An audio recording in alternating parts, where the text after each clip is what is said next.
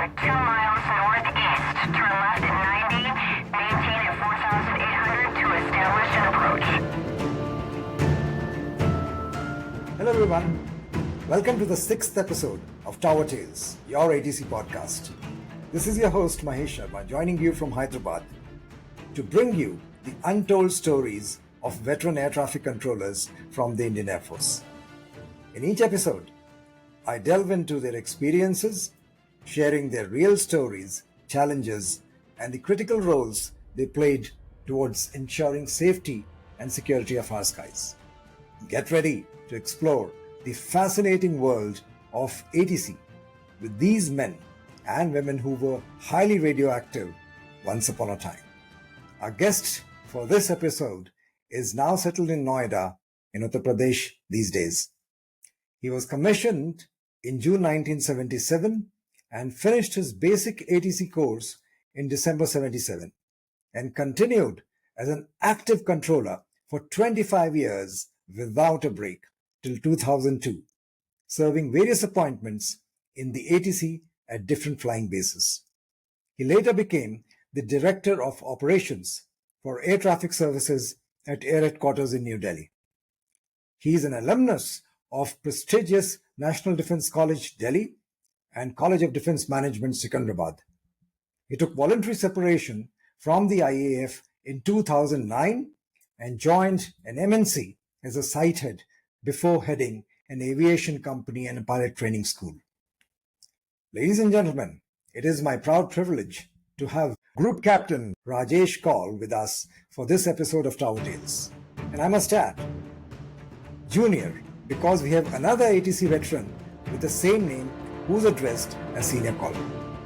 Hello, Group Captain Kaul. It's such a pleasure to be with you again, sir. Thank you, Mahesh. I can say the same thing. It's been a long time. I must say thank you for having me or rather homing on to me. It's a unique opportunity. Not always possible to reconnect with your community, particularly in this very unique form. So thank you very much. It's a very good initiative, I must say, and I must compliment you for that. Thank you, sir. In fact, it is one of the objectives to get reconnected. I think it helps in connecting to the larger ATC community. Yes, I agree. Yeah, true. What are your earliest memories of joining the Air Force? How did you land up in Air Force and particularly in ATC? Joining the Air Force is very strange because I think in our it was my university days, and as usual we were in a cafeteria, and the favorite sport of flicking that matchbox into the cup is what was going on, and suddenly one gentleman lands up who was a little senior to me in college, and he said, "See where the youth of the country is going. So why don't you guys do something more fruitful?" So everybody said, "What? Like what?" He said, "Join the Air Force. I'm in the Air Force." And we didn't really know that he had joined the Air Force about a year ago. Mm-hmm. And I'm talking about one squad leader, Sahil, from the 58th course. And I distinctly remember that cafeteria where we were wasting our time, or we were spending our time purposefully as students.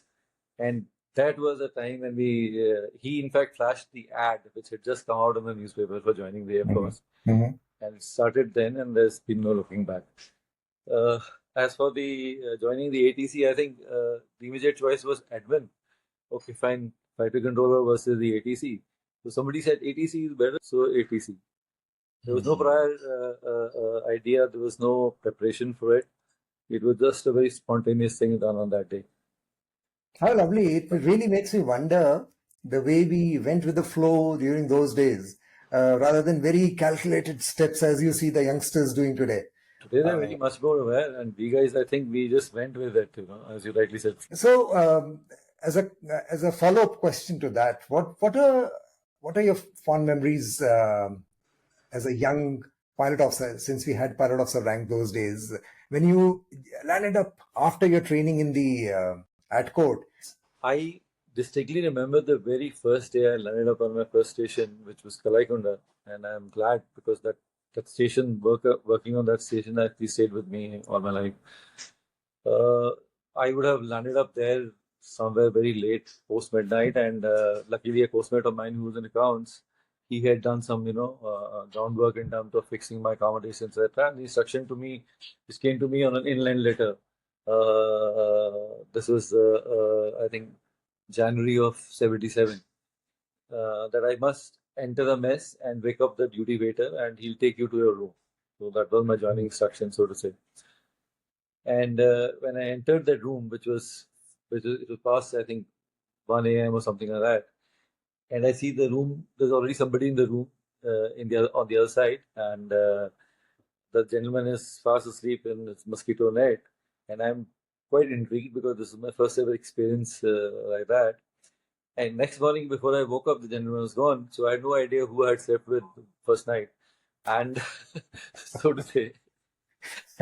And I think I took my time and got ready and finally landed up at the ATC. The first view I have of the small Kalaikunda's original ATC tower, there's one senior-looking gentleman who's wearing a squadron leader's rank. He's sitting in controller's chair, the single controller there. It used to be very small controller's desk those days. Two people could barely sit side by side. And so he's leaning back. He's got a stopwatch in his hand, and he's got those carbon mics, old type mics, and you could barely hear what he's speaking. And he's speaking very softly in that. He's Satko. Squadron leader Sajjad Muhammad Daud. Okay. So I was wondering, because I had seen Satkos on OJT or on our familiarization visit to the AFATAR, etc.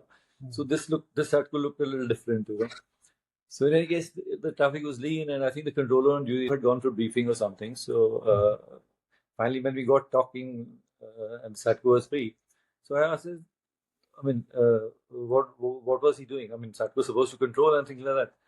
So that he was doing a QGH with 2 aeroplanes. One of them was US Compass. I said, वो आवाज भी नहीं आ रही थी, वो बोल क्या रहे थे? So he's a very soft-spoken controller. Can you believe it?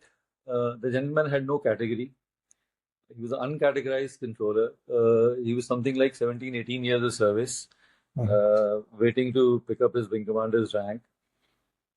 And his authority ran through the station. When he spoke, everybody listened. And for the first time, I realized, or as I got along, then I realized that your effectiveness as a controller or your efficiency as a controller, how good you are, is not commensurate necessarily with your category.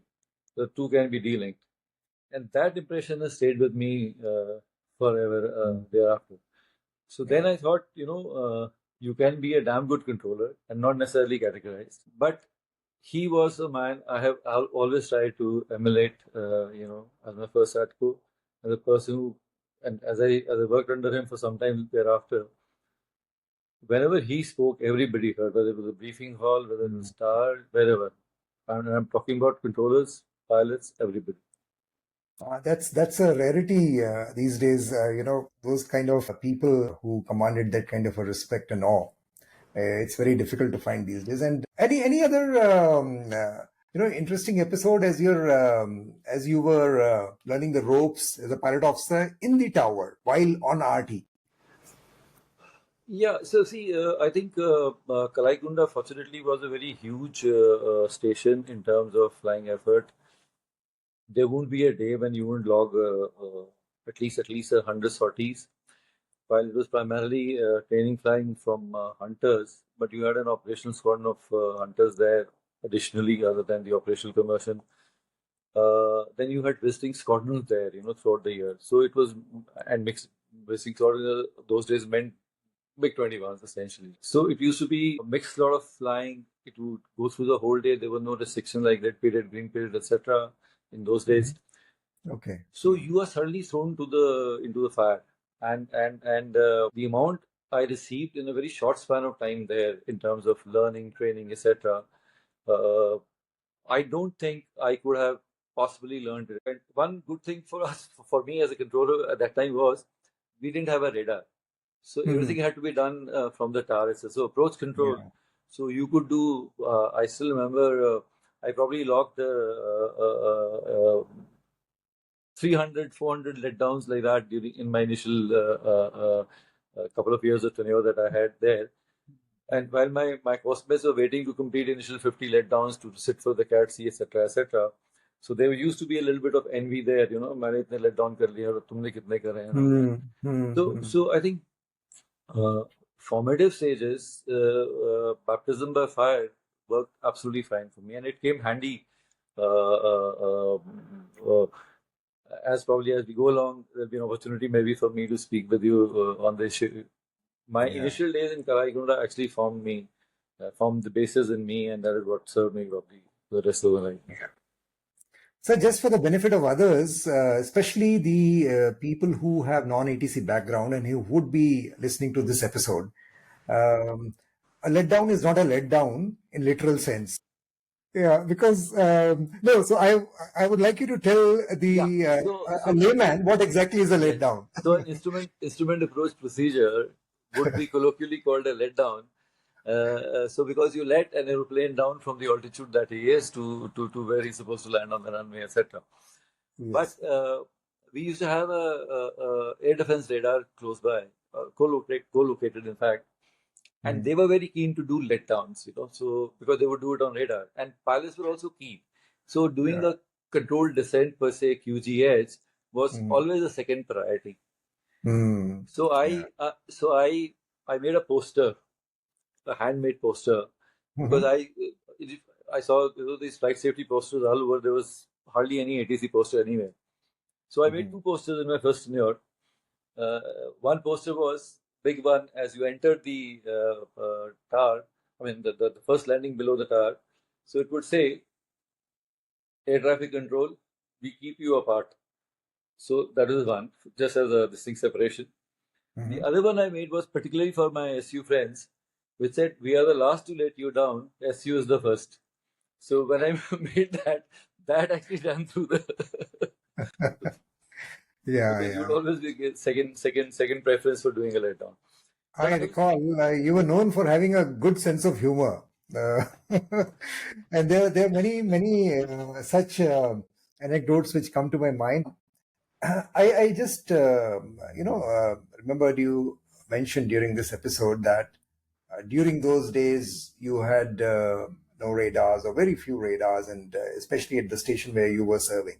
So one thing is evident, that those days there were technical challenges in terms of availability of navigational aids and the aids available to the controller to do controlled descents or even ground controlled approach. How was it managing these challenges? I mean, what were some of the notable challenges that as a controller you had? I think while availability of modern technology, etc., modern systems, they help you. But those days, like if I tell you 100 didn't even have a NDB. So, QGH actually became very handy thing, and people would ask for QGHs those days, It made controllers, those of us who were there, to be competitive amongst ourselves, to see how accurately you get a guide break off. Those days we never called it MDA, so break off, how much in line with the runway and how displaced from the center line, and on an AD 210C kind of an equipment where the needle hunt itself is 4 or 5 degrees on either side easily. So, but over a period of time when you're working on the system, you begin to get a knack of it. So your knack, your large number of aeroplanes available to you in terms of getting letdowns one after, or getting QGHs one after the other, and doing all sorts of them, simulating emergencies, etc. So you were able to make yourself better and better with each letdown, and the more you practice, the better it got. And actually, there were people who have landed off QGHs, Yeah. And then you look at each other at that time, your fellow controllers, you see I got him to land, kind of a thing. So that brought out the best in you as a controller, because you're working with an equipment which possibly is not which doesn't allow you a precision approach kind of a thing. Yeah. So you knew your system pretty well. It's something like, as a sharpshooter or as a sniper. Absolutely. No weapon is perfect, but each weapon has its own limitations. There is an error, then you begin to factor for that error, Yes. and improve. While technology is good, while advanced tools are always handy, but if you don't have anything, then you bring in the human element into it, integrate it better, and still achieve the accuracy that you can possibly achieve. Yeah, so that called for a greater level of proficiency because I recall QGH used to be one of the barometers of how proficient a controller is, and with great, Absolutely. yeah. So, In fact, if I may add here, now we had a visit by the AOCNC. Later, it's Marshal Katre. He was CNC of our command at that time. So in staff visits, you go for a little bit of flying here and there. So I was pushed to the approach control because everybody said that he's going to get airborne and probably climb to 20 or 1,000 feet, and he's going to be around the aerodrome only. So and so will control on the aerodrome channel. So I comfortably took the approach control position. Now, in every approach control, if you recall those days, the controller desk would have all the kind of procedures, emergencies written down there, which you would, keep looking at them, memorize. And so there used to be a QGH type called flame out QGH. And whenever I, as a learning controller, ask anybody, nobody does this, ye kya hai? So said, no, AB, Dasi has ruled this out, this is not to be done, it cannot work out and things like that. And so nobody ever practiced it. And we as controllers also never followed it. On that day, the AOC, the AOCNC was supposed to stay on the aerodrome channel, fly around the aerodrome and come back. So without informing the TAR, he changes over to approach control. And now I'm sitting on the approach control and says, request for a flame out control descent. Now, in the olden times, possibly during his times, this must have been a thing to be done. And luckily for me, because I was a learner, I had taken pains to read that chart, Okay.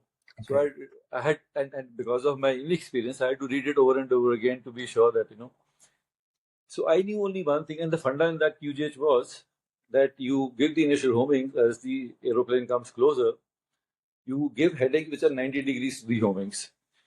And he keeps descending because flame out basically is that now you don't have any engine power, so you're doing a kind of a flame out descent, kind of a forced landing.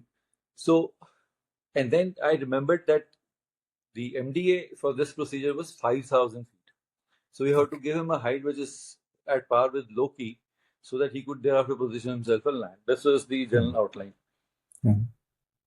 So now only thing I'm doing is reading out homing, and I'm trying to add 90 degrees to that homing and make him stay around the aerodrome.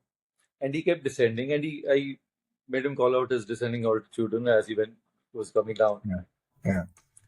So finally, I made a call to him, saying that we have to simulate cloud base not below 5,000 and report aerodrome in sight at 5,000 or runway in sight at 5,000, something like that. So he said, sir, I have the runway in sight and I am 5,000 feet and request runway. I didn't know where he was because, of course, you had a rough idea that he's on eastern side or western side. Yeah. So instinctively, I said, either runway is available as your position. And instinctively, I went for the arrested barrier and I lowered the barrier. Okay. So he said, Roger, I'm positioning myself for runway so-and-so. And he positioned and he landed off that approach. Yeah. And as he came on the landing run, we raised the barrier again.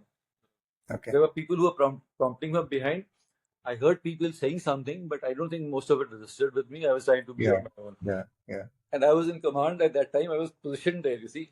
Let him sit on the aerodrome approach control because it was not supposed to be being active. Can you believe it? CNC after landing, the moment he hits the nearest telephone, the CEO of the unit calls for me. On 10 to 15 minutes, the CNC talks to me. I have no clue what he said because I kept saying, yes, sir, yes, sir, yes, sir. But I know because of that, the difference in the... Completely overawed. But luckily, I could make out that he wasn't saying anything nasty. And he was particularly happy with whichever runway is feasible, And it was just a fluke. I don't think I could have thought of it or planned it. But it there was some instinct, Yes, sir. Not only that, in the evening party, when I'm hiding somewhere in a corner, the crew specially comes, pulls me by my arm, and makes me stand in front of CNC, and he speaks to me for some other more time. And again, I'm stoned at that time because I really standing in front of an air marshal as a pilot of the aircraft. Yes, I can understand. Yeah. But he gave me a handshake at that time, possibly the warmest ever. And thereafter, I always felt that ATCOs need those kinds of handshakes more often and more often. And I think this is a very, very wonderful point that you've made, sir. I think encouragement, and especially by seniors, even for small wins, it goes a long way in encouraging a youngster to do better. And positive reinforcement, as they say, leads to repetition of behavior. Absolutely. And controlling is primarily a skill. And skill needs encouragement. Skill, you can only hone your skills more and more the more you are encouraged to do so. Yes. No, I think that's a wonderful tip or an advice which can be implemented by anybody, and it holds good in any sphere of life, especially like you mentioned, skilled jobs. It's even better. Yeah. Great, sir. Now, since you were mentioning about this incident, I'm sure you would have had some, as they say, near misses in the air. There would be some close shaves on ground also. Because as a controller, it's not that every day is a great day. There are times when we also err, and sometimes we wish that we could have done better. So any such incident that comes to your mind? Yes, one which possibly I had my heart in my mouth. Yeah. So it is night flying. I was on SRE. I had a senior controller on the PAR. So you had the max limit number of aeroplanes that are permitted to fly at night. There were a couple of them on low-level nav. You would not see them on radar. They would suddenly pop up at a particular place, and thereafter you'll have probably a minute or two to kind of sequence them. So in this arrangement, there's one aeroplane who calls me. This was a MiG-23. So he calls out and says he has a complete Ikawa failure. So it took me a while to first understand Ikawa. Then they have the nav platform called Ikawa or something. So he had he had completely no navigational assistance. So I thought I'd treat him like a US compass kind of radar approach. So I tell him wing 7 and like that. I have already been in a habit of giving a rate of turn. So whenever I tell anybody turn, because this is that Kalaikunda habit, because you are manual. So anybody turning, so if you are timing him alongside at a particular known rate of turn, so you have the time, how much time, how much degrees he has turned, kind of thing. So that was instinctively become a habit also thereafter. So I tell this gentleman, okay, so there were a couple of blips that I see. Now I have to figure out which one is, who's given this call. So one way was to call everybody out. Second was to kind of pinpoint from the sector that you allotted. So I don't see the aeroplane I suspect the most to be the one who's called me. I don't see him turning. So I tell him, turn right now, 2 degrees per second or whatever. He's not turning. Now there's one aeroplane on circuit who got airborne in a trainer for circuit and landing. And he decides to turn those circuit and landing into precision approaches, while the others are supposed to rejoin. So my senior controller by my side is busy doing PRs.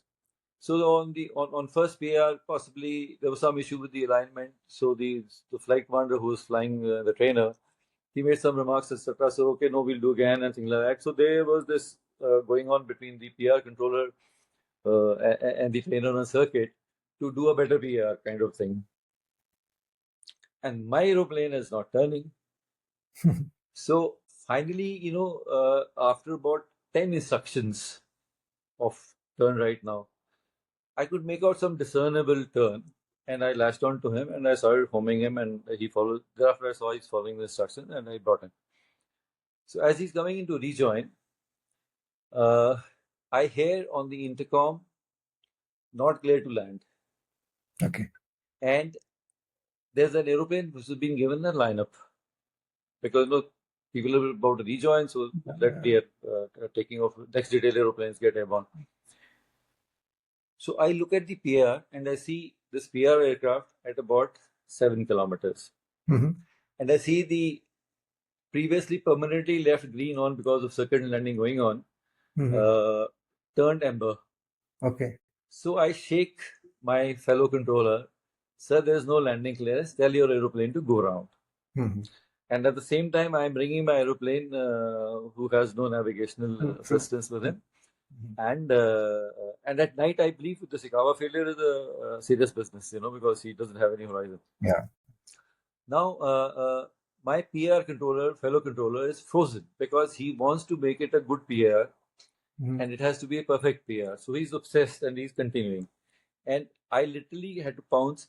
And then, next thing I see, I grab the microphone and say, go round, etc.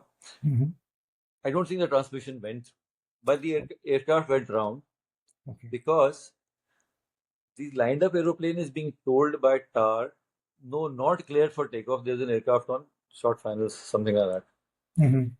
The aeroplane who's lined up doesn't pay attention to controller's instructions. He opens reheat and starts rolling. Okay. So everybody is making error here. And the errors actually helped us in the sense the aeroplane on short finals sees the reheat and he alters his course slightly and goes round. My aeroplane wants to do a direct approach and land. So he's also getting into this. The taking off aeroplane takes off. In the end, it was everything, finished well. But I think that 30 seconds, 45 seconds period was literally your mouth went dry. The controller on PR was shell-shocked because he realized only afterwards what had happened. Because we all get obsessed with what we're doing and if you want to do it better and then you get locked on to it. Yes. And when I asked this pilot, why were you not turning when I was telling you to turn right? He said, you're telling me to turn 2 degrees. So every time you told me turn right, I was turning 2 degrees. I said, I was giving you a rate. Turn 2 degrees per second and start turning right. So keep turning till I tell you to stop or something like that. So I could have given a heading, so I had to give him a continuous turn kind of thing. So after about 10 instructions, he turned through 20 degrees, But so I had to tell him 10 times for that. So he made a mistake, I made a mistake, my fellow controller, all of us made mistakes. But only I think God saved all of us, and that day it was sure recipe for a mishap. Yeah, I can imagine, sir, because though, when it is not involving aircraft and lives, it would have sounded like a comedy of errors. But, you know how it feels when the situation is so critical and the rush of blood, your system is pumping epinephrine, norepinephrine, and in retrospectively, in a postmortem, everything looks ugly. Everything looks ugly. When you play back the whole thing, then your errors, which are sometimes forced, sometimes unforced, but error is an error. Nobody makes an error knowingly. But in a postmortem, an error becomes a blunder, actually. So. And all these things, not every situation can be taught during the training. You have to be actually an active controller and control such situations, especially dense traffic situations, to be chiseled as a good controller. Absolutely. It doesn't come easily. It doesn't. Your anticipation, the previous guests on your show have all been highlighting these things, like your presence of mind, your all-round lookout, your air to air as much as to ground and around. I think it all adds up. So, what were your two most important takeaways from this? What remained with you?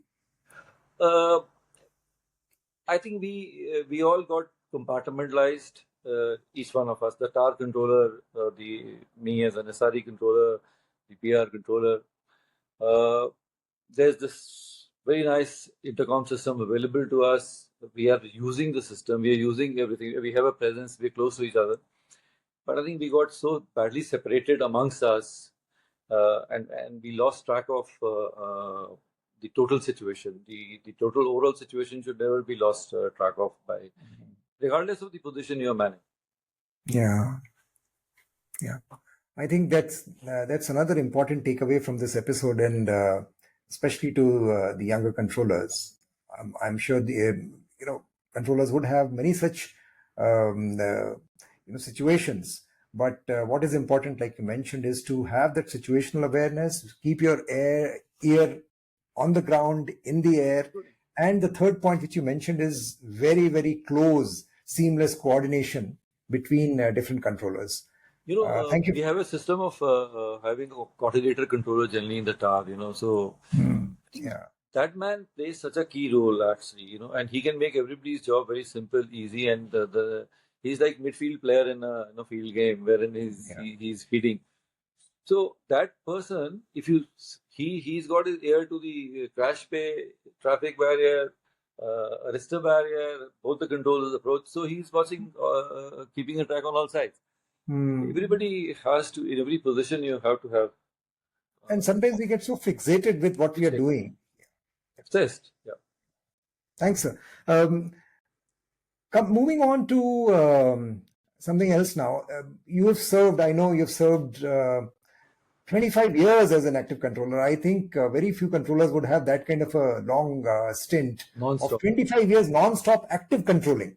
Nobody sent me for a fire course. Nobody sent me for a JCC. Yes, sir. The first course I did was GCA course. Yes, sir. But I'm sure these 25 years, you would have added a lot of feathers in your cap. What were some of your notable contributions that if I were to ask you, that you fondly remember that, yes, this is what I contributed, and you can say that with a great sense of pride? Tough one. First of all, contribution is a very big word, actually. I mean, there are very few people who actually contribute something very constructively. Yes. So I'm not sure if I can place myself in that category. First of all, I must tell you here that I have had two very long tenures, and both very interesting and challenging. One was at court, almost 4.5 years, and the other one was Darcy, 4.5 years. So if you recall what I told you about my first ATCO, this categorization thing, when I came to ATCO, I had a young colleague who's no more now. He got his CAT AS at about 5 some years of service. And mind you, when I spoke with him, and when we used to discuss, because we were at court, so everything had to be discussed, something we thought we knew very well. When you come to at court, you realize that how little you knew about it, and then you need to, relearn it so that you're able to teach the students. And this gentleman, late Rajbir Singh, his understanding was fabulous. So I would always put him and my first ATCO in the same basket. This young man with just 5 years service, a category controller, and that old man with 18, 19 years of service and no category, etc., etc. I thought both of them were excellent. So when I landed up in Darcy, and I had the opportunity to conduct categorizations and now award CAT A's also. Again, I don't want to use the word contribution, but I think I tried to lower the age profile of CAT A controllers, but I made sure that youngsters could become CAT A's. And I still remember a CAT board we did in Gwalior, where I think 4 flight lieutenants got their category A. So in some form, and I think thereafter the trend held, and possibly the more number of people were CAT A's and things like that. Because, there was a lot of diffidence amongst controllers to go for categorization or go for CAT A. So they would go up to CAT B comfortably. So when we went around on inspections, you could always pick on guys, see them that he has potential. Why the hell is he not a CAT A? He should be. So I made it a point, rather we made it a point at that time. So, we would talk to guys and coax them. And sometimes even kind of, put them on a notice that next CAT board you're coming and things like that. So thereafter, it was nice to come across people who, as flight lieutenants were CAT A, like Rajbir Singh, flight lieutenant CAT A, Mm. 5 years service, 6 years service, 7 years service. And the other thing is, if you recall, in our cadre exams, we have two sets of papers, the objective type and the other one is subjective type. We try to change the structure of the subjective type in such a manner that every question was made situation based. So you give a situation and then ask the examinee to explain what provisions apply in this kind of situation. No, and his answer would have to flow from the situation, not rote learning from the book per se. So, to what extent these initiatives have stayed and found more ground, I can't say now, because it's 15, 16 years since I'm out of the system. But that was the time there was a very earnest attempt at doing this, and I think till the time I was there, 4.5 years is a long time in Dasi, so we were able to put that through. No, I can imagine how probably it would have helped people, because I personally feel that is a contribution, because I think the early years are very important to get into that rigor. And if you delay it, again, I've seen it through my interactions with others, beyond a certain stage, then people lose that steam. Exactly. Yeah. Exactly. And second thing was, in my growing up years, I realized there was a little bit of elitism to this categorization scheme. That we tried to, break a little bit and make it more user friendly, or bring it to common use kind of thing. Because it is like a license you have. Yeah. And especially in, since most of the ATC officers are from the parent Adam stream, the number of years you spend in the ATC are limited. And if you are getting categorized later in life, then, defeats the purpose. Yes. At your prime, you should have achieved your best. Yes. And that is how you can give it back to the system also. Yes. I think that's a good contribution, sir. But besides this, any firsts, any other firsts that you have in mind? I think wherever I landed up, there used to be something which used to come my way. When I was in AFA and I was made the officer in charge museum, I was suddenly tasked with it came out in a discussion with the DEPCOM. So I had the golden opportunity of visiting all the living chiefs at that time, or ex-chiefs rather. Okay. So I visited each one of them who were surviving at that time. H.C. Marshal Arjun Singh, the H.C. Marshal Mehra, Suri, Latif in Hyderabad. Okay. Now, so I would sit with them. It was needless to say that H.C. Marshal Arjun Singh was possibly the best time spent. Best experience, yeah. So they were so glad to part with their uniforms or some of their memorabilia, which I actually brought them back to museum. This was I think a first. I'm not sure how many people would have got an opportunity. At least no authorizing museum would have got this opportunity, I'm sure. Then when I landed up in Dasi, I had a senior colleague there, Wing Commander Nathani, PK Nathani. Yes, I remember. So yeah, so he written a paper on doing runway rehabilitation with cold bitumen instead of using your the Tala Express, the French scheme with quick setting cement. So that idea caught the imagination of IG, etc. So by the time it caught the attention of these people, because Nathani had left and I was in the system. So suddenly a task came, let's assess the rehab scheme of the Air Force. So I was tasked, I was a new member in the team at that time.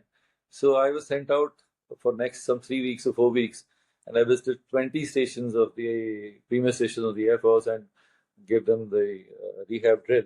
Along with me, there was a DI member as well. So we finally gave a report, etc. But it didn't end here. This is just the beginning.